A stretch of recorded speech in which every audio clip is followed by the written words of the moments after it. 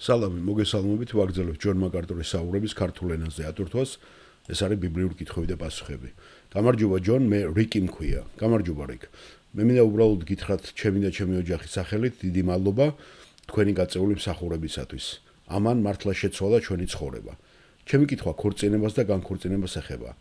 თუ ქალი ხელახლა დაიბადა ქრისტეში და არ აქვს განქორწინების ოფიციალური ბიბლიური საფუძველი და ქმარ შორდება, ექვემდებარება თუ არა ის ეკლესიის დისციპლინას?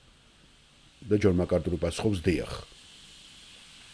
დიახ, ჩვენ საუბრობდით ადამიანებს, რომლებმაც თქვეს, რომ ეს ყოველთვის ესე არ იყო, თითქოს შეიძლება რომ ქალი გაშორდესო. არა, ჯონ მაკარტური ეუბნება, თუ ვინმე ტოვებს მეუღლეს და განქორწინებდა, მორწმუნე ტოვებს მეუღლეს, ეს ცოდვა არის.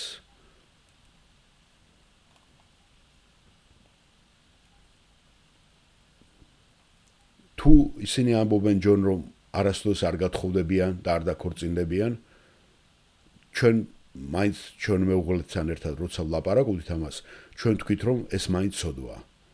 დიახ, ეს არაფერს არ ცვლის. დაქორწინდება, არ დაქორწინდება, ეს არ არის. იმ თავითვე განქორწინება, როდესაც არ არის ბიბლიური საფუძველი და თუნდაც ერთი მხარე მორწმუნე და მეორე არა, ეს ცოდვა არის. მადლობა კითხვისათვის რიკ.